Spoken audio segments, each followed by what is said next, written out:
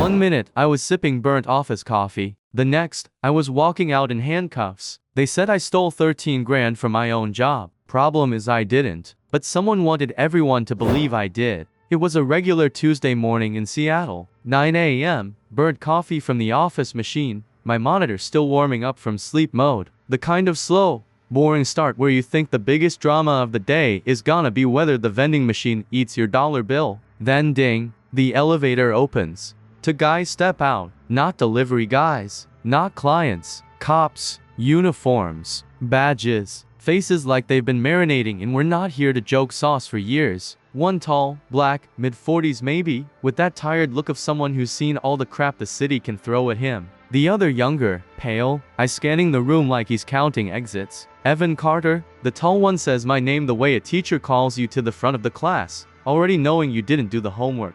Every head in the office turns. I stand up, my heart already thumping against my ribs. "That's me," I say, trying to keep my voice steady. "You need to come with us." And right there, the air in the room changes. Jenna, 2 desks away, raises her eyebrows like WTF is this? Mark, our manager, suddenly finds something extremely interesting in his paperwork. Luke from sales turns to his monitor like he just remembered he has a quota to hit. Can I ask what this is about?" "I manage. You're under suspicion for theft," the tall one says calmly. "Better to talk about it at the station." Theft. That word hangs in the air like a bad smell. My brain takes a second to catch up. Theft? What the hell are they talking about? There's gotta be a mistake. I start, but the younger one's already guiding me by the elbow. Not rough, but firm. The office goes dead quiet. Printer stops. Phones stop ringing. Even the HVAC hum seems to fade out. The kind of silence where you know everyone's watching, but no one's gonna say a word. "You have the right to remain silent." The younger one starts, and that's when it hits me this isn't some weird misunderstanding. This is real. Blood drains from my face. I can feel it, and in the middle of the chaos in my head, one thought keeps flashing: someone set me up. We walk across the office. I can feel the eyes on my back. Shock, curiosity, maybe a little schadenfreude. I catch a glimpse of someone pulling out their phone. I can already picture it. Dude from accounting just got arrested in the company group chat. Maybe even a TikTok clip by lunch. Out on the street, Seattle's cold drizzle smacks me in the face. Of course, even the weather's in on it. "At least tell me, how much money are we talking about?" I ask as they guide me to the squad car. $13,000, the tall one says without looking at me. 13 grand. I almost laugh. I've never even seen that much cash in one place, let alone touched it. We get into the back of the car. The seat is cold. My hands are shaking a little. My brain's jumping between panic and flashes of memory like yesterday, when I saw Mark hanging around the open safe in his office after hours. At the time, I didn't think much of it. Stupid. As we drive, I keep imagining how this must look from the outside, some nobody office guy being walked out in cuffs into the rain. Hell, maybe there's a Reddit thread about it already. At the precinct, they take me into one of those clutch interrogation rooms, no windows, just a table, 2 chairs, and a camera in the corner. The tall one sits across from me. "Detective Reyes," he says. "Look, Carter, we can sit here for hours, but if you're innocent, you need to help me figure out who actually did this." "I'd love to," I say, because I want to know that myself. He studies me for a few seconds, like he's deciding whether I'm lying or just stupid. Then he drops it. "We've got witness statements and video showing you entering Mark Henderson's office after hours." I almost laugh from the absurdity. I went in there to grab my laptop charger. I tell him, "Jenna can confirm that." "Jenna Miller?" His tone changes slightly. "Not good." She's already given her statement. Something inside me goes cold. What did she say? He doesn't answer right away. Instead, he slides a printed statement across the table. In black and white, I saw Evan leaving Mark's office carrying a black bag. I stare at the page. My own name above words I know are a lie. "That's bullshit," I say flatly. Reyes just shrugs. "Then prove it. Because right now, all the evidence says it was you." I walk out of there with one burning realization: someone set me up, and they did it well. And worse, it's someone I know. What I didn't know then was just how far this thing was gonna go, and how much worse it was gonna get. Now imagine what happens next. But before that, smash that like button and hit subscribe, cause the craziest part is just getting started. You ever notice how an office feels different when people think you're guilty of something? It's not always obvious. No one's yelling thief across the hall, but the air changes. Conversations cut off when you walk by. I slide away from yours like you're contagious. I came back to work the next day on bail. My lawyer, yeah, now I have a lawyer, told me to act normal and stay quiet, sure. Because nothing says normal like walking back into an office where everyone saw you get arrested. Mark called me into his office within 5 minutes. His face was all corporate concern. Evan, this whole thing is unfortunate, he said, in the same tone you'd use to tell someone their goldfish died. We'll cooperate fully with the investigation, but until this is resolved, you're on paid leave. Paid leave. Sounds nice, right? But in corporate language, that's code for you're done here. We just haven't filed the paperwork yet. I left his office, and that's when I saw Jenna standing by the break room, scrolling on her phone. She looked up, our eyes met, and for a second, just a second, I thought, okay, here's someone who knows I'm innocent. Hey, I said. She hesitated before answering. That hesitation punched me harder than anything Reyes said. Hey, Evan, can we talk? We sat in the corner booth by the window. Seattle drizzle painted the glass behind her. She kept her hands on her coffee cup like it might save her from drowning. Jenna, they're saying you told the cops you saw me leaving Mark's office with a bag. Her eyes didn't flinch. She nodded once, slow. I did. I stared at her. Why? You know that's not true. She finally looked up at me. And here's the thing, her face wasn't smug or cold. It was scared. I saw you, she said quietly. It was dark, but I know it was you. That's insane. I went in to grab my charger. That's it. You were there. You remember? I remember you walking out. And I remember a bag. She cut in. Maybe you didn't do it, Evan.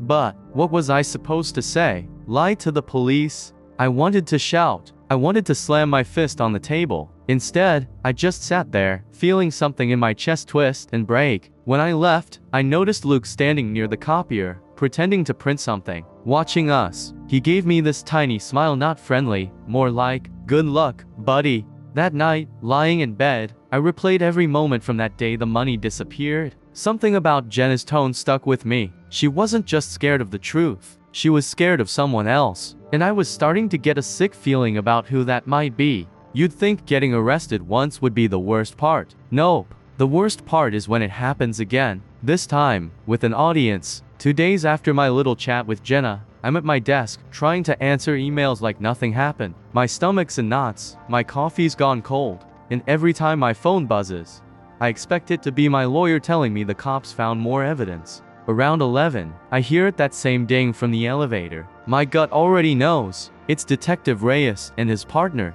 Again, this time, they don't even bother with the polite "can we talk?" Reyes just says, "Evan Carter, you're coming with us." The room freezes. A couple of heads pop up over cubicle walls like prairie dogs checking for predators. I swear someone in marketing actually smirked. I stand up, try to keep my voice calm. On what grounds this time? Reyes holds up a clear evidence bag. Inside a black canvas tote. You left this in your locker, he says. Guess what was inside? My mind's already racing. That's not my bag.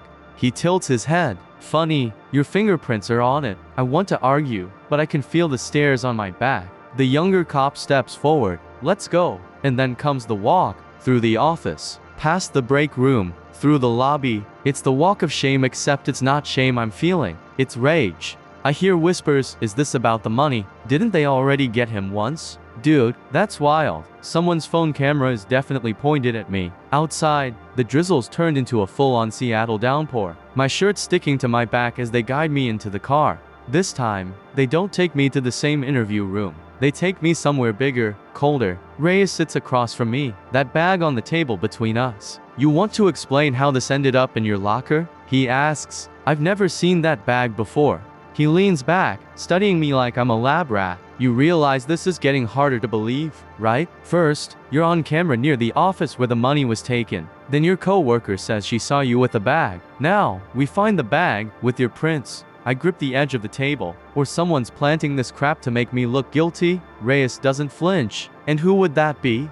I hesitate. The name in my head is Mark. The guy who just happened to be near the safe that night. But saying it out loud without proof. That's suicide. I don't know, I say finally. Yeah, Reyes taps the bag. This isn't looking good for you. But something about this still stinks. He gets up, leaves me sitting there. 10 minutes later, he's back with his partner. We're booking you again, he says. My lawyer gets me out on bail again, but now the damage is done. The whole office knows. Probably half the city knows. And the second I step back inside my apartment, there's a knock at my door. It's Luke. I haven't seen him outside of work in months. And now he's standing there, rain dripping from his jacket.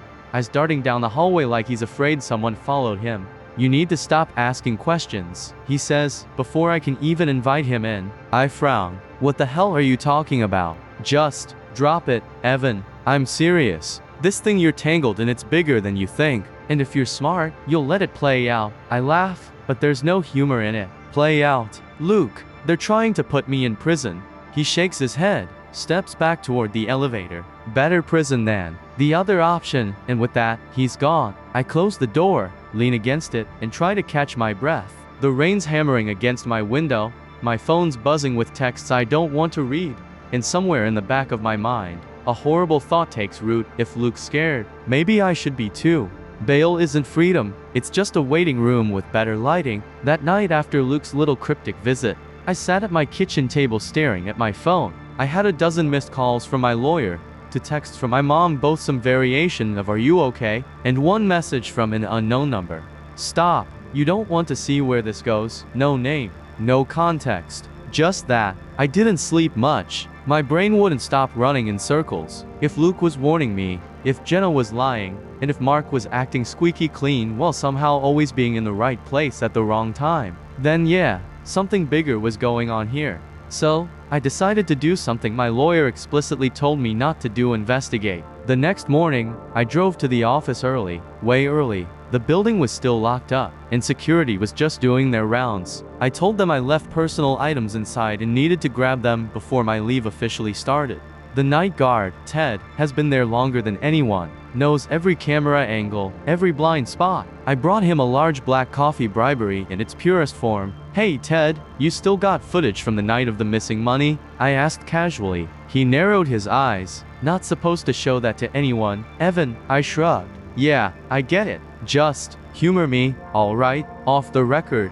10 minutes later, we were in the security booth, surrounded by monitors. He queued up the feed from that night, and there it was. Mark's office door. Timestamp 10:40 to p.m. A figure walks in, hoodie up, black gloves. Hard to tell who it is, the camera angle's bad. But here's the thing, when they turn slightly toward the hallway light, I catch a glimpse of the shoes. Not sneakers, not dress shoes, Chelsea boots. Mark wears those damn boots every day. I felt my pulse spike. Can you print that still frame? I asked Ted. He hesitated. This could get me in trouble. Man, I'll owe you, I said. Big time. He printed it, slid it across the counter. You didn't get this from me.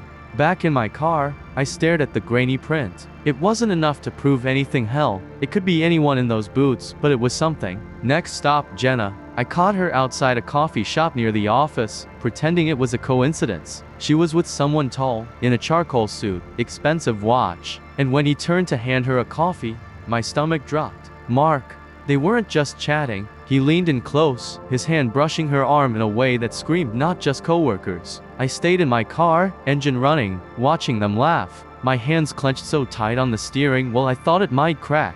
This wasn't just betrayal. This was coordinated. When they walked inside, I followed them in, not close enough to be obvious, but close enough to catch their reflection in the shop's wall mirror. Jenna was saying something low, and Mark's lips curved into this smug half-smile. They didn't see me. That night, I went through every file I had from work. Emails, old reports, even junk I never deleted from my drive. At 8 a.m., I found a forgotten backup folder from 3 months ago. Inside, financial spreadsheets with edits made from Mark's account. Edits that shifted numbers around in ways I didn't fully understand, but enough to see the pattern: money being moved, hidden. And the kicker? The last edit was timestamped the night before the money disappeared. I copied everything onto a USB drive. My hands were shaking, partly from adrenaline, partly from the 4 cups of coffee I'd downed since midnight. I sat back in my chair, staring at the little metal stick in my hand. It was proof. Not perfect, not ironclad, but enough to start connecting dots. I thought about calling Reyes right then, but something stopped me. If Luke was right, if there was another option worse than prison, maybe going to the cops without a plan would just speed that up. So, I locked the USB in my desk drawer, and for the first time since this whole nightmare started, I felt like maybe I had a shot at turning it around. But deep down, I knew this wasn't over. In fact, it was only about to get uglier. I didn't plan to confront Jenna that night. Hell, I didn't plan to see her at all. But life's got a twisted sense of humor. It was just after PM, and I was grabbing takeout from the Thai place down the street. I'm standing there, waiting for my pad CEO, when I hear that laugh. That fake, to bright laugh she uses when she's trying to charm someone. I turn, and there she is walking in with Mark. Same suit he wore at the coffee shop. Same smug expression. I could have walked out, could have pretended I didn't see them, but something in me snapped. Jenna, my voice came out sharper than I intended. She froze mid-step. Mark's eyes narrowed instantly, scanning me like I was just another problem to manage. Evan, what are you doing here? She asked. What am I doing here? What the hell are you doing here with him? She glanced at Mark, then back at me. We were just, oh, save it. I cut in. I saw you two at the coffee shop. And now this? You've been lying to me since day one, haven't you? Mark stepped forward, that patronizing manager tone oozing out. Evan, you need to calm down. Calm down? You planted evidence in my locker. You set me up, and you're telling me to calm down? The hostess was staring. People at nearby tables were staring. I didn't care. Jenna's voice dropped low. Evan, please. Not here. Why? Afraid someone will hear the truth? Mark's jaw tightened. Walk away, Carter. Last warning. And here's the thing, I almost did. But then I thought about that USB drive in my desk, the spreadsheets, the grainy still from the security footage, and I realized they were scared. That gave me just enough courage to lean in and say, I know about the money, and I know it wasn't me. Mark didn't flinch, but Jenna did. Her eyes flickered fear, guilt, something. I left without my food. My appetite was gone anyway. Back home, I sat staring at the USB drive again. I could feel it burning a hole in my desk. If I took it to Reyes, maybe he could use it, or maybe Mark would find a way to spin it, and I'd end up looking even guiltier. Around midnight, my phone buzzed. Jenna, we need to talk. Me, about what? Jenna, not on text. Please. Against every instinct, I agreed to meet her. We met in the parking lot behind a closed strip mall. Classy. She pulled up in her little red Civic, eyes darting around like we were in a spy movie. Evan, I'm sorry, she started. That's not good enough. She swallowed hard. Mark made me. He said if I didn't back him up, he'd make sure I went down with you. Said he had proof I'd been skimming from petty cash. Were you? She hesitated. That was all the answer I needed. Oh my God, Jenna. I rubbed my forehead. So you threw me under the bus to save yourself. Tears welled up, but I wasn't buying it. I didn't know he'd go this far, she said. The bag, the fingerprints. That wasn't me. Doesn't matter. You helped him bury me. She stepped closer. Evan, you have to understand. Mark's connected. Like, really connected. If you try to take him down. What? I'll disappear? I said, half sarcastic. She didn't laugh. That's when I knew she wasn't exaggerating. I went home more pissed off than ever. I poured a drink, sat on the couch, and tried to think. Every option was bad. Do nothing, I go to prison. Go to the cops, risk ending up worse. But doing nothing wasn't in my DNA. So I made a decision. Tomorrow, I was going to pay Detective Reyes a visit. Not with the USB. Not yet, but with just enough to make him start looking in the right direction. I had no idea if it would work, but at that point, I didn't care.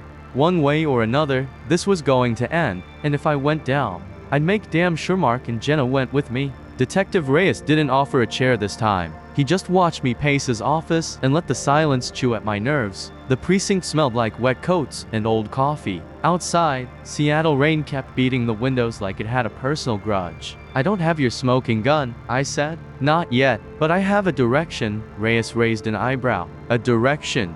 Mark's shoes, I said. Chelsea boots. Security footage shows a figure in those walking into his office the night the cash disappeared. He didn't blink. Half the city wears boots. Carter, I've got more. I pushed. Spreadsheets. Old edits from Mark's account. Money drifting through a vendor that doesn't exist, North Lake Supply. The last edit was made the night before the theft. Reyes finally leaned forward. And you have copies? I hesitated a beat too long. I have what I have. A faint ghost of a smile showed up, then vanished. Bring me something I can put in front of a judge, he said. Until then, stay alive. Is that a joke? No, Carter. That's me being generous. I left with my pulse pounding in a plan I hated. I wasn't going to survive this by hoping the universe found its conscience. I needed leverage, and leverage meant I had to step onto Mark's turf and walk out standing. At home, I made 2 copies of the USB. Call me paranoid, but paranoia had been right more than once lately. One drive I taped under the rim of my kitchen sink. The other went into my pocket. I stared at myself in the bathroom mirror and barely recognized the guy glaring back. Same jawline, same stupid cowlick. New eyes. Tired. Meaner. My phone buzzed. Unknown number. Meet me behind Westlake Garage. Level 2. 10 p.m. Come alone. I stared at it, then typed back. Who is this? No answer. Just the 3 dots that never became words. Classic. At 9:45, I parked 2 blocks away and walked in with my hood up, hands buried in my jacket. Westlake Garage was mostly empty, concrete echoing with your own footsteps. Lights hummed and flickered. I half expected a rat with a badge to ask for my statement. He stepped out from between 2 SUVs, shadow peeling into a person. Luke. Jesus, man, I said, exhaling. You couldn't pick a coffee shop like a normal human?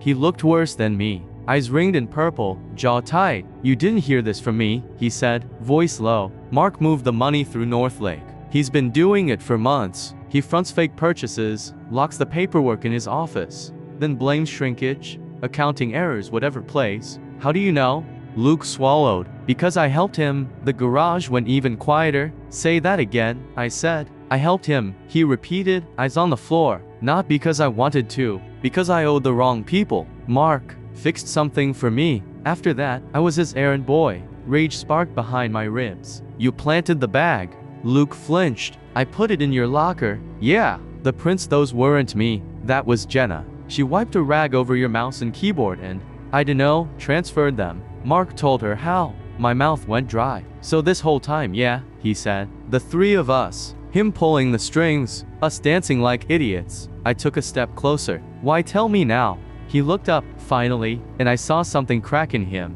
Because he's going to burn me next. You're already lit. I needed a different fire. It should have felt like vindication. It didn't. It felt like standing on a slick ledge and realizing the wind just changed directions. Where's the proof? I asked. Hidden safe in his office, Luke said. Not the obvious one. There's a second behind a framed certificate. The frame's on a hinge. Combinations his kid's birthday month first, then day. He's lazy that way, which is February 13th. He added quickly, spelled out. It's the same pattern on the dial. I let out a humorless laugh. Cute. Anything else? Yeah, he said. He's meeting someone tonight. Midnight. Ballard, the shipyard lot by the old crane. If you want him, that's where he'll be his worst self. My heartbeat stuttered once, then steadied. Why tell me that? Because if he sees you there, Luke said quietly, this ends for you, one way or another. And if it ends for you, maybe it ends for him. Maybe it ends for you, too. He nodded like he'd already priced that in. Maybe. We stood there breathing garage air and bad choices. Finally I said, go home, Luke. He laughed, almost sweet, almost broken. Home's not a place anymore. Man, he melted back into the concrete. I texted Jenna. I didn't plan it. My fingers just did it. We're done. You chose your side. A minute later, the bubbles appeared, disappeared, reappeared. Then, I'm sorry. I stared at those 2 little words for a long time. My thumb hovered over the keyboard, then dropped back to my side. I pocketed the phone and started walking. It was past midnight, rain slicking the streets, the city's neon bleeding into puddles. I passed the alley near my building and stopped. Something felt off. A shadow shifted. Luke stepped out, hood up, eyes darting. You've got them scared, he said quietly. Mark knows you've got proof. He's not sure where it is. Keep it that way. I waited for more, but he just pressed something into my hand, a micro SD card in a clear sleeve. What's on it? I asked. Let's just say, enough. Before I could reply, he was gone, swallowed by the dark. Back in my apartment, I set the card next to the USB on my desk. One could save me, one could end me, or both could do both. I sat there, staring at them, listening to the rain against the window. Somewhere out there, Mark and Jenna were deciding their next move. And me, I was deciding whether to end this or make it much, much worse. Cut to black.